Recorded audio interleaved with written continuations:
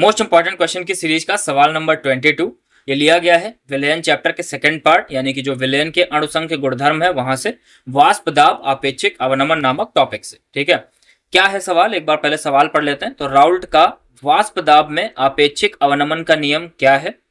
किसी ताप पर शुद्ध बेंजीन का वाष्प दाब 0.850 बार है। अब बार से कंफ्यूज मत होना, बार क्या होती है? दाब का एक मात्रक होता है।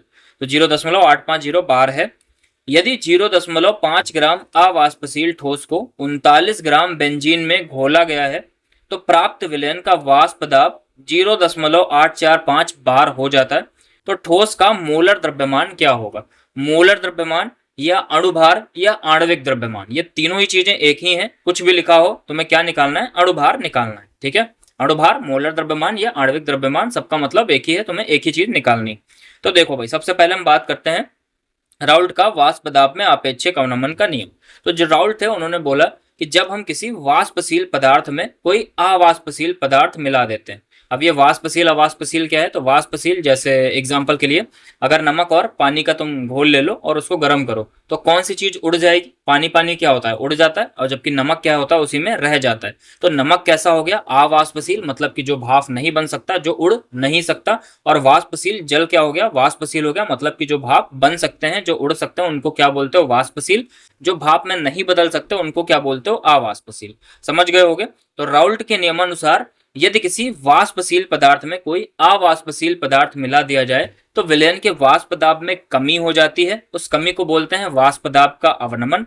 अब अगर ये जो वाष्प दाब का अवनमन है, मतलब कि जो कमी है, इसका अनुपात हम ले लें किसके साथ? शुद्ध विलायक के वाष्प दाब के साथ अगर इसका अनुपात ले लें तो इसको हम बोलते हैं वाष्प दाब में आपेक्षिक अवनमन। क्या है आगे अभी लिख करके आएगा, समझ जाओगे, इसलिए स्किप मत करना, पूरा वीडियो जरूर देखना।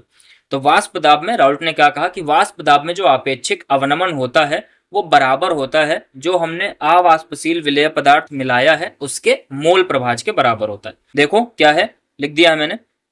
तो राउल्ट के नियमानुसार यदि किसी वाष्पशील विलायक में कोई अवाष्पशील विलेय पदार्थ घोला जाए तो विलयन के वाष्प दाब में होने वाला आपेक्षिक अवनमन विलयन में उपस्थित अवाष्पशील विलेय पदार्थ जो हमने मिलाया था अवाष्पशील विलेय पदार्थ के मोल प्रभाज के बराबर होता है।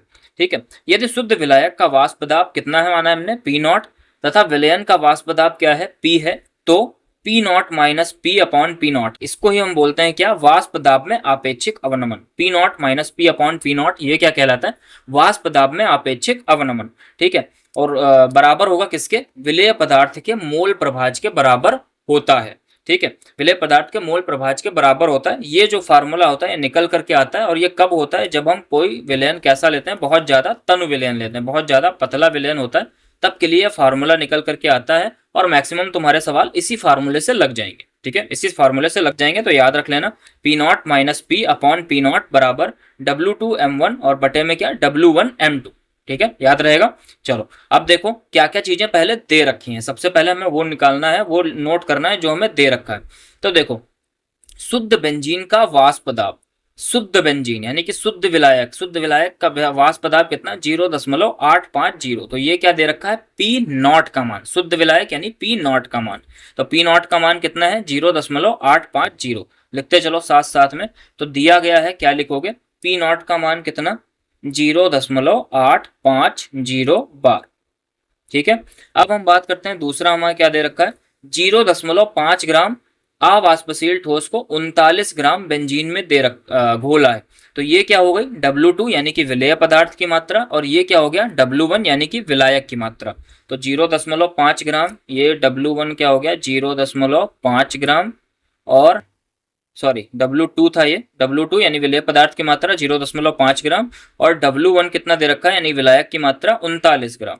ठीक है, आगे क्या हुआ? घोला गया है। प्राप्त विलयन का वाष्प दाब यानी कि P का मान दे रखा है 0.845 बार है। ठीक है, प्राप्त विलयन का वाष्प दाब यानी कि P का मान 0.845 बार है। हमें क्या निकालना है? विलेय पदार्थ का अणुभार, यानी कि हमको निकालना है क्या? M2। अब बात आती है, देखो इसमें फार्मूले में हमें P0 पता चल गया, P पता है, ठीक है, W2 पता है, W1 भी पता है, M2 हमें निकालना है M1। M1 का मतलब विलायक का अणुभार, और विलायक यहाँ पे क्या है, बेंजीन। बेंजीन यानी कि C6H6, और इसका अणुभार अगर निकालोगे M1 होता है। M1 हमने लिख दिया। M1 से हम क्या प्रदर्शित कर रहे हैं, विलायक का अणुभार। तो C6H6 का अणुभार क्या हो जाएगा, 12 गुणे कितने हैं ये 6, और प्लस 6 गुणे कितना 1, तो 12 छंग 72, 72 और 6 कितने हो जाएंगे ये 78। तो बेंजीन का अणुभार क्या आ जाएगा 78, और मात्रा क्या ग्राम प्रति मोल। ठीक है, अब देखो सबका मान रख दो, केवल और केवल तुम्हें किसका M2 का मान निकालना है। तो M2 का मान निकालना है, देखो P नॉट की जगह पे क्या रखोगे 0.850 P नॉट हो गया, माइनस P की जगह पे 0.845, ठीक, बटे में P नॉट की जगह पे क्या रखोगे 0.850 बराबर W2 कितना 0.5, फिर M1 कितना 78 बटे W1 कितना 39, और इनटू अणुभार कितना, ये M2 तुम्हें निकालना है। अब देखो इसकी कैलकुलेशन बहुत आसान है, तुम देख करके क्वेश्चन भले ही डर गए होगे, लंबा क्वेश्चन है, लेकिन कैलकुलेशन उतनी ही आसान इन्होंने कर रखी है। क्या क्या कर सकते हो, पहले तो इसको घटा लो।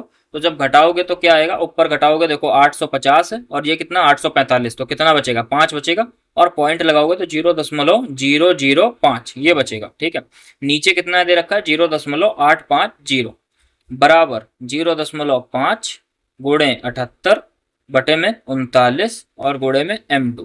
अब इसको सॉल्व कर लो, तो देखो 39 से काटोगे 39 से कम 39, 39 दूनी क्या होता है 78, और इधर ये दशमलव से दशमलव कट गए।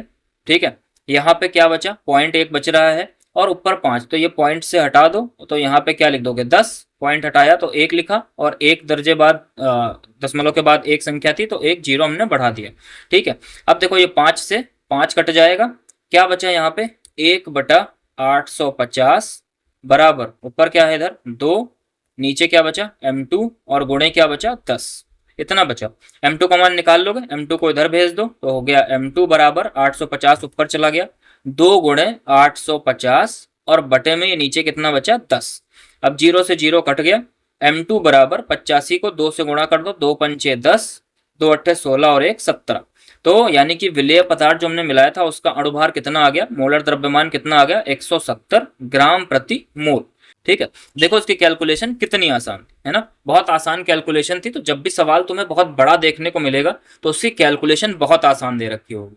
ठीक है, फार्मूला बस तुम्हें याद होना चाहिए, कॉन्सेप्ट तुम्हें पता होना चाहिए कि कैसे तुम्हें उसको करना। अगर इतना तुम्हें पता है तो कोई भी सवाल आ जाए तुम सारी चीजें कर ले जाओ।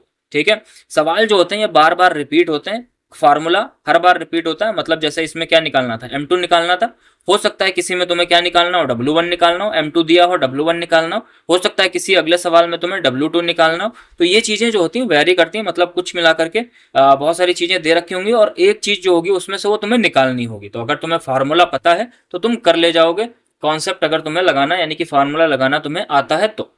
ठीक है, तो मिलते हैं नेक्स्ट वीडियो में। अगर वीडियो पसंद आया हो तो लाइक जरूर करना, कोई कंफ्यूजन हो तो कमेंट जरूर करना। ठीक है।